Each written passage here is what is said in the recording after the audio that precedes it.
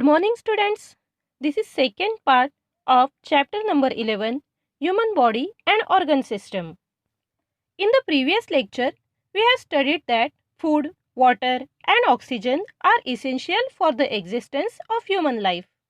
Heart transports all these substances through various channels called blood vessels. Blood vessels involves arteries, veins and capillaries. When the blood flows through the artery, they expand to certain extent.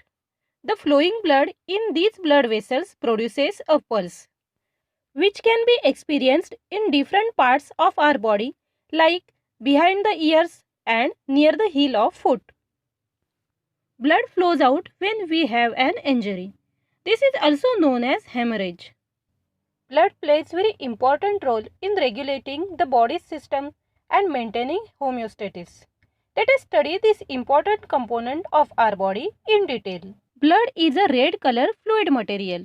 Fluid means the substance which can flow. It is fluid connective tissue. The oxygenated blood is deep red in color, salty in taste, and its pH is 7.4. pH is a unit of measure which describes the degree of acidity or alkalinity of the solution.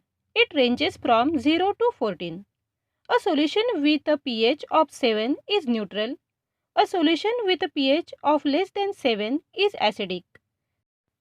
A solution with a pH greater than 7 is alkaline. pH of blood is 7.4, hence blood is slightly alkaline in nature. Blood is composed of mainly two components, plasma and blood cells. Plasma is a pale yellow, clear and slightly alkaline fluid. It contains 90 to 92% of water, 6 to 8% proteins and 1 to 2% inorganic salts and other components. Proteins of plasma are albumin, globulin, fibrinogen and prothrombin. Function of the albumin is to distribute the water all over the body. Globulin helps to fight infection and distribute nutrients. Fibrinogen and prothrombin help in blood clotting process.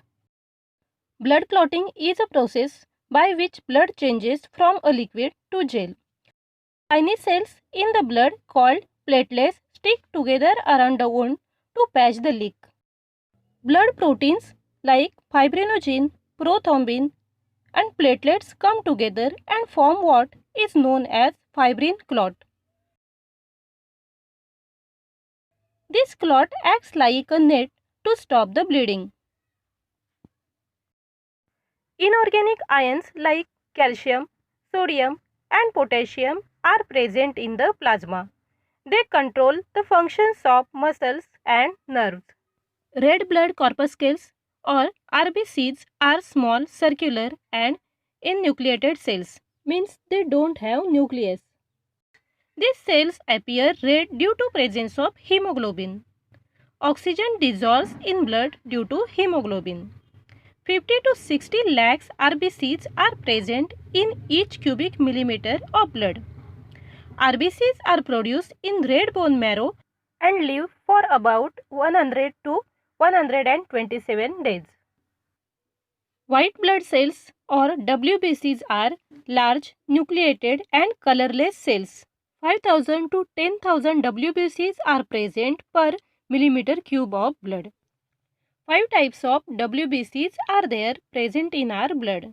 They are neutrophils, lymphocytes, eosinophils, basophils and monocytes. WBCs are produced in red bone marrow. Bone marrow is a soft and spongy material present in the center of the bone. WBC act as a soldier in our body. They attack the pathogens entering our body and they protect us from the microbial diseases. Platelets are extremely small and disc-shaped cells. 2.5 to 4 lakh platelets are present per millimeter cube of blood. Platelets take part in blood clotting process and hence they stop excessive blood flow. Functions of blood. Oxygen is carried via blood from lungs to cells in various parts of body and carbon dioxide from tissues to lungs. Blood transports nutrients like glucose, amino acids, fatty acids to each and every cell in the body. Tissue releases nitrogenous waste like ammonia, urea, creatinine into blood, and blood carries those all to kidney for excretion. Antibodies are produced in the blood and they protect the body from microbes and other harmful particles. Blood maintains body temperature constant at 37 degrees Celsius by the process of vasodilation and vasoconstriction. Vasoconstriction is the narrowing or constriction of the blood vessels, and vasodilation is widening or expansion of blood vessels. Blood maintains the balance of minerals like sodium and potassium in the body.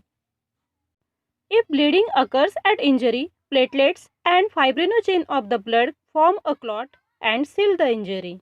Depending upon the proteins like antigens and antibodies, different blood groups are formed. The membrane of each red blood cell contains millions of antigens. If your red blood cells have A-type antigen on them, then your blood group is A. If you have B-type antigen on your blood cells, then your blood group is B. If you have both A and B antigens on your RBCs, then your blood group is AB. If your RBCs don't have any kind of antigen, then your blood group is O. If your RBCs have Rh antigen on them, then you are Rh positive. And if you don't have Rh antigen, then you are Rh negative. Thus, in all, 8 blood groups are formed. A, B and O blood groups were discovered by Karl Landsteiner in year 1900. He won the Nobel Prize of 1930 for this discovery. Blood group AB was discovered by De Castillo and Sterling in the year 1902, who were working under Karl Landsteiner. If a person meets an accident, bleeding occurs through wounds. Many times, blood transfusion is necessary during the surgical operations. Blood is transfused in case of patients of anemia, thalassemia and cancer too. Blood transfusion is carried out to compensate the blood shortage in body. This is called as blood transfusion. But from where the blood is supplied for blood transfusion? Answer to this question is blood banks. Blood is collected in blood banks by specific method from the healthy persons, and it is supplied to the needful persons. If the collected blood is not to be used immediately, it can be stored for some days in the refrigerator. Person who donates the blood is referred as blood donor, and person who receives the blood is referred as blood recipient. The person with blood group AB can receive the blood from the person with any other blood group. Hence, the person with blood group AB is called as universal recipient. And the person of the blood group O can donate the blood to the person having any other blood group. Hence, person with blood group O is called as universal donor. Blood groups are hereditary and depends upon the genes inherited from parents. Blood transfusion is performed only after the blood group matching. If it is not done, it may prove fatal for the patient. About 350 ml of blood is collected from a person during donation, and our body restores the fluid part of it within 24 hours. Pregnant and breastfeeding women cannot donate the blood. There is no trouble during or after the blood donation. 1st October is observed as National Voluntary Blood Donation Day. Healthy person of age more than 18 years can donate the blood for 3 to 4 times in a year. Blood is continuously kept flowing through the vessels due to contraction and relaxation of the heart. Due to contraction of the heart, pressure is exerted on the wall of arteries and it is called as blood pressure. Proper blood pressure is necessary to supply the blood in all parts of the body. Pressure recorded during the contraction of heart is called as systolic pressure, and pressure recorded during relaxation of the heart is called as diastolic pressure. Blood pressure may change throughout the day.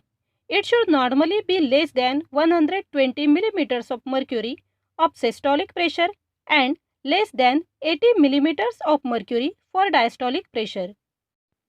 Blood pressure is measured with the help of sphygmomanometer. High blood pressure less than normal is referred as hypertension. If systolic pressure frequently stays above 140 or diastolic pressure stays above 90, then it is considered as high blood pressure. Unnecessary stress or tension is developed in arteries of the person with hypertension. Heart needs to perform more function than the normal condition in case of hypertension. The branch of medical science in which the blood and hemopoietic organs means the organ that produce blood cells and blood disorders are studied is called hematology.